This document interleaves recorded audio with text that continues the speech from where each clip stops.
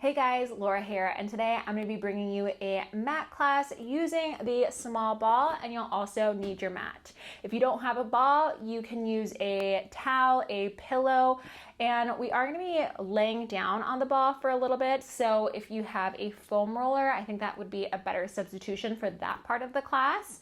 Otherwise, grab your ball, grab your pop, whatever you're using, and you're going to meet me on the mat. P.S. If you're new to my page, I'm Laura. I'm a certified Pilates instructor and personal trainer. And if you like Pilates, if you like learning about strength and preventing injuries, go ahead and hit that subscribe button and ring the bell, and welcome to the family. Grab your ball, put it behind your shoulder blade area, and we're going to go ahead and get started in a bent knee position. So you're going to put that ball behind your shoulder blades, kind of at that low shoulder blade area tip.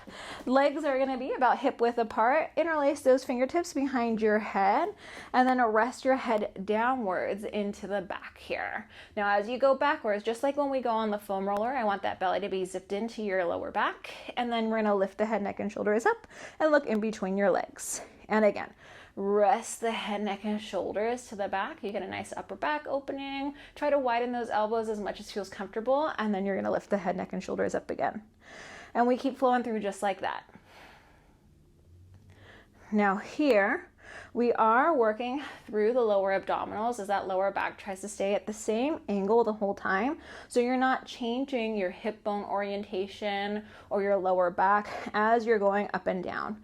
The only thing that's changing in orientation is that upper back, and it's even taking that head along for the ride. So we're not trying to get our head to touch the mat completely, and if you feel like you have wrinkles behind your neck, then you know that you've gone a little bit too far there. So use those thumbs, give your neck a little pet, and see, do I have wrinkles back there?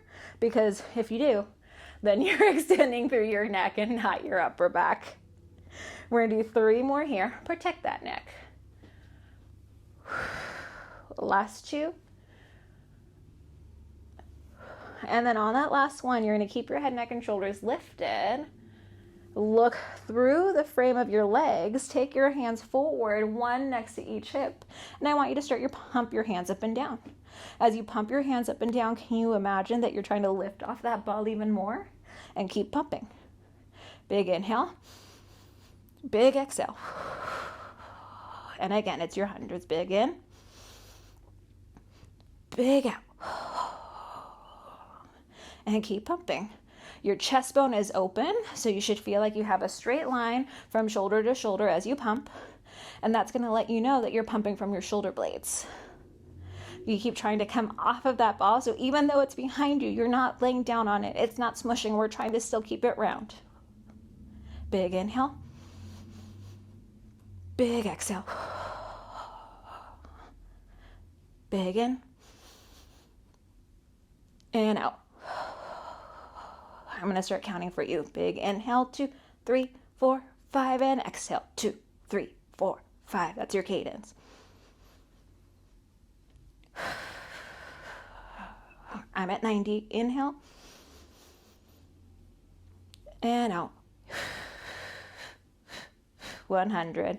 Come up just enough to take your ball out. Lay down all the way onto the ground. Enjoy that moment where you get to relax that upper back into the earth. And take your hands so that you're hugging the ball gently, but with straight fingertips. Reach that ball backwards. As you try to touch the ball behind you, you also try to pull your ribs into the floor. Take your ball to the sky, and then see if you can roll all the way up and forward to reach towards your toes. And then roll it downwards towards the ground. And again, if that was a little challenging for you, separate those legs. See if having separated legs makes it a little bit easier to roll up and forward towards your toes. If you're still having difficulty with that, go ahead and put that ball behind your thighs and have bent knees as you roll down. Straight arms as you go back, straight arms to the sky, chin to your chest. Catch your legs to come on up, and you can straighten your legs. Stretch for your feet. Bend your knees and roll on down. Choose whatever option works for you. There's suggestions to help you feel successful. There's not one that's better than the other in terms of doing more, getting the most out of it. You want to do the one that helps you feel the most connected to your belly. So if that means bent knees, that's awesome. Go for it. If that means straight legs, that's cool too. Go for that. We're going to do 2 more here. Giving that ball a hug. As we hug that ball, it helps us get more connected to our center, to our core. And that applies for whether it's between your hands or between your thighs.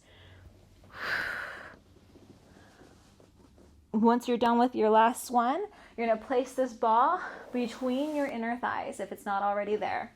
Rest your head to the ground. Take your hands to the floor and lift those knees into your chest before you stretch them up to the sky. As straight as they can go. So maybe straight for you today is like this. Maybe straight is all the way up. You choose. Legs come down towards the floor. Keep those hands down. Keep those shoulders down. And then lift those legs up to the sky. And again, down to the ground. And then lift those legs up to the sky. 3 more. We're only going to 5 today. Palms down, shoulders open. You feel like you have that zipper through the front of your belly.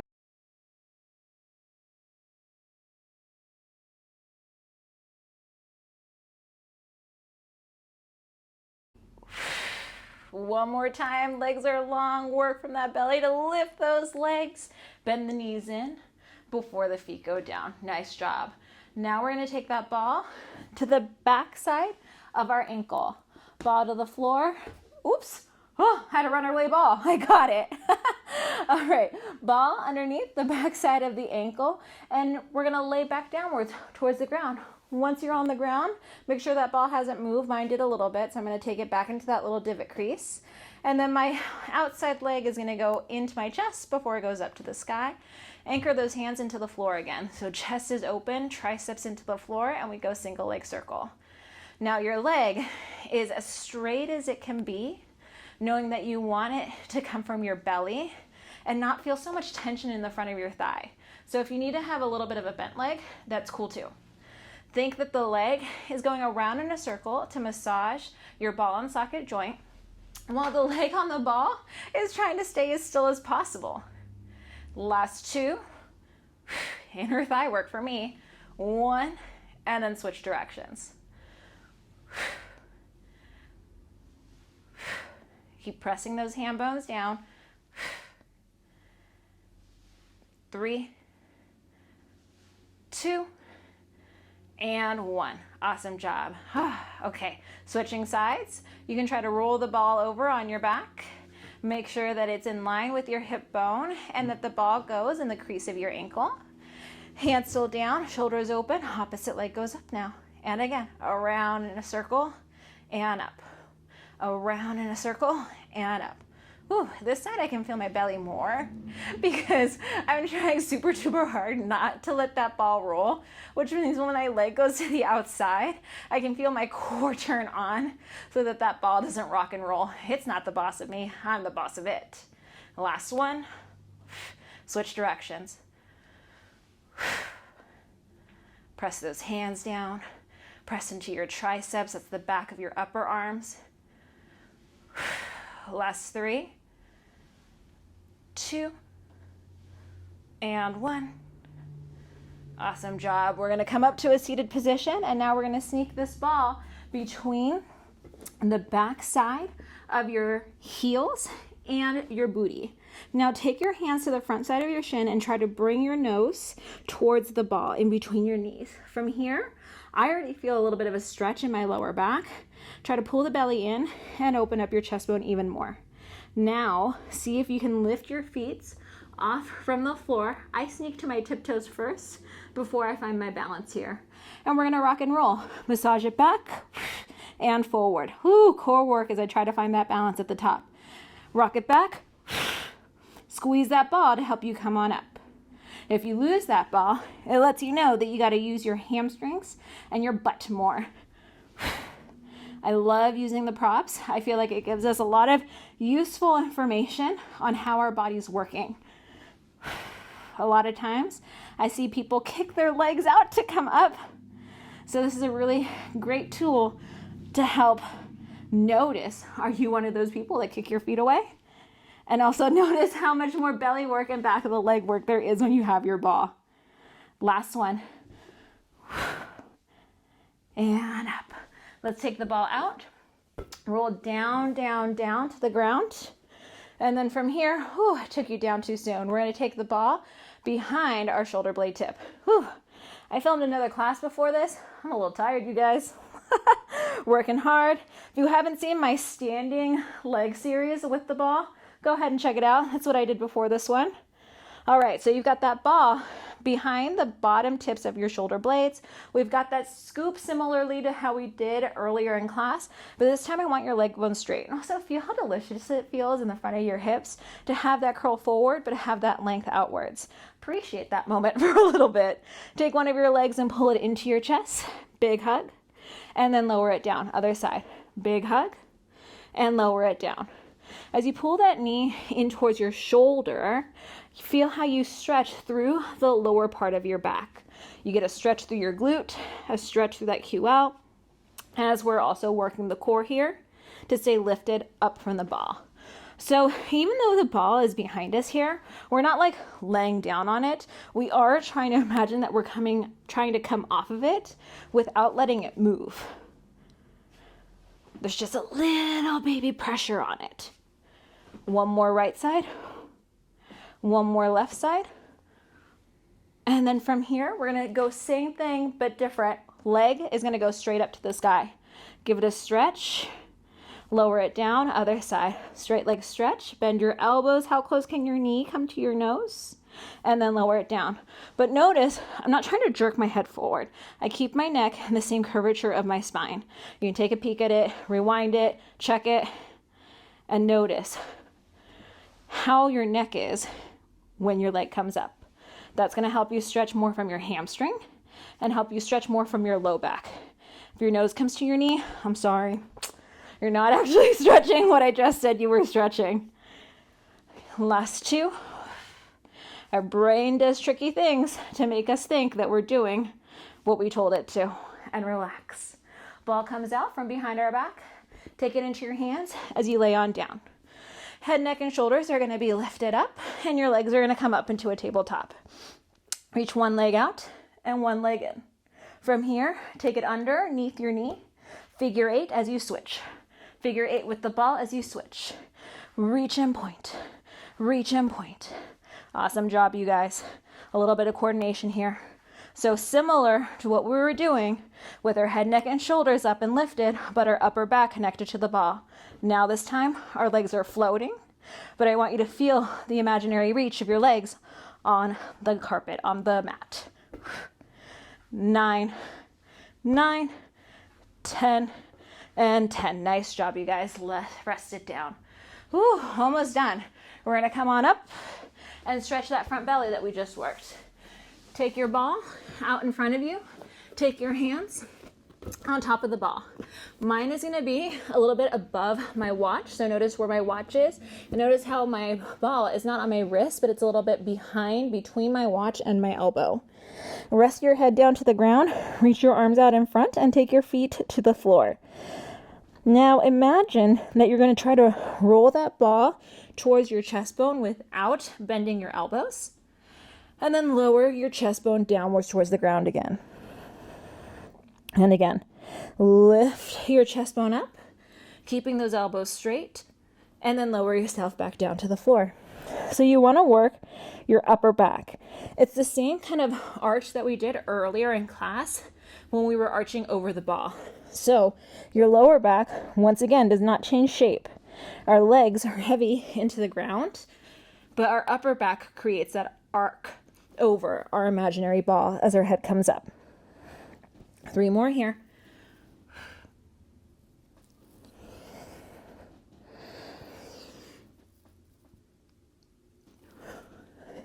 Last one.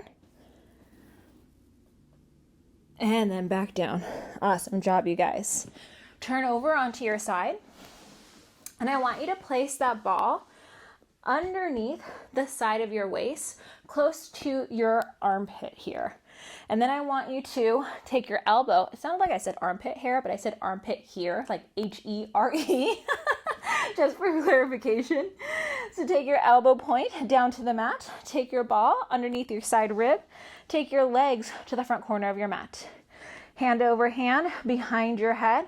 Now feel how open we are in our chest and in our waist. Your top leg is going to go up. Top leg is going to come down. And again, lift up, lower down. We're soft on that elbow point.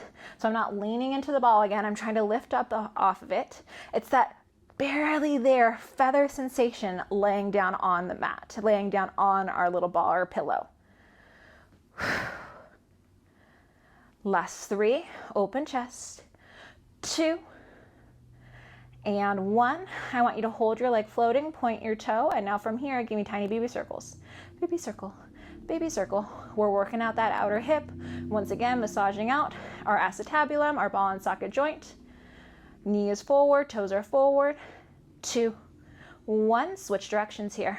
We're working on our posture, and we're working on keeping our torso stable the same way that we would keep it stable in running.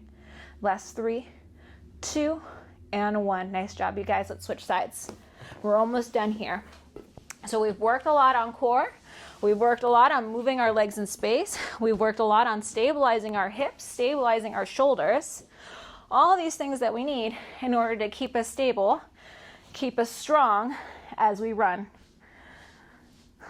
Now we've got that ball underneath our side rib, elbow point connected to the floor.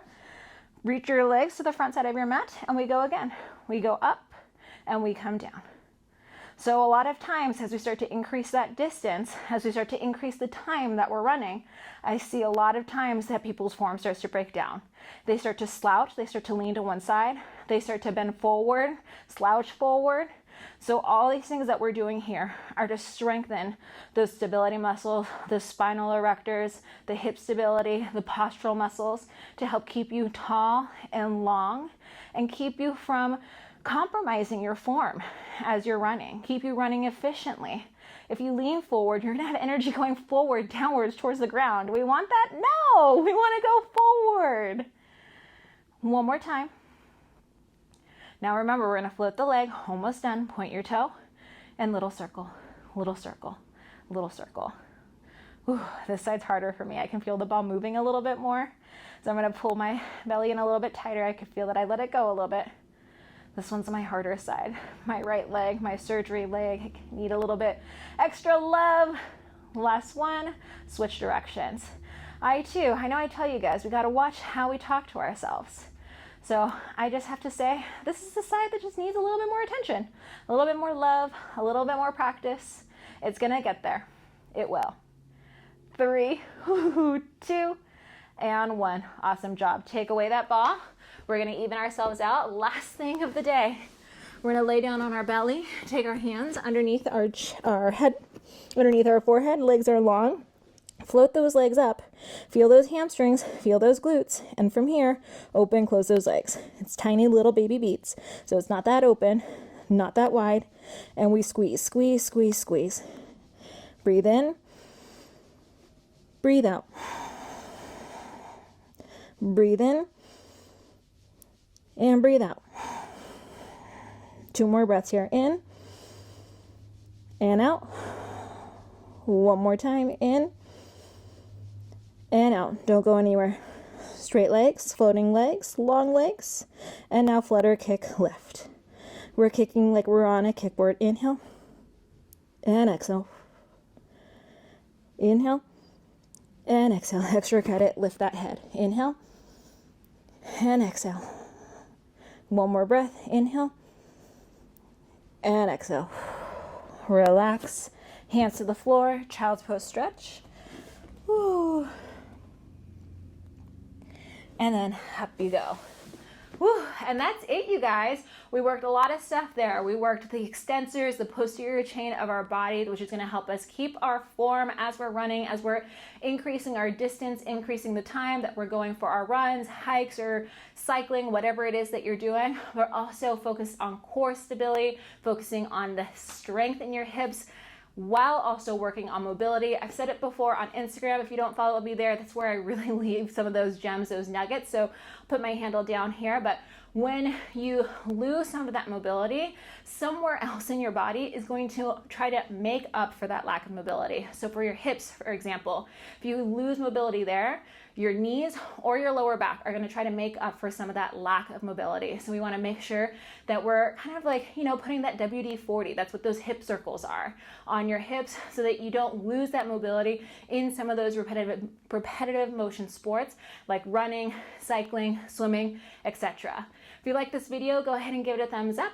If you got your shine on, go ahead, snap a sweaty selfie, tag me in your stories. I'd love to see it, and share with a friend so that they can get their shine on as well. If you're not subscribed to my video, if you're not subscribed to my channel, go ahead and hit that subscribe button or ring the bell so that you can keep growing strong together. And as always, if you have a suggestion, if you have something that you want to see on my channel, go ahead and put it down in the comments below or send me a message on Instagram. I'd love to hear from you.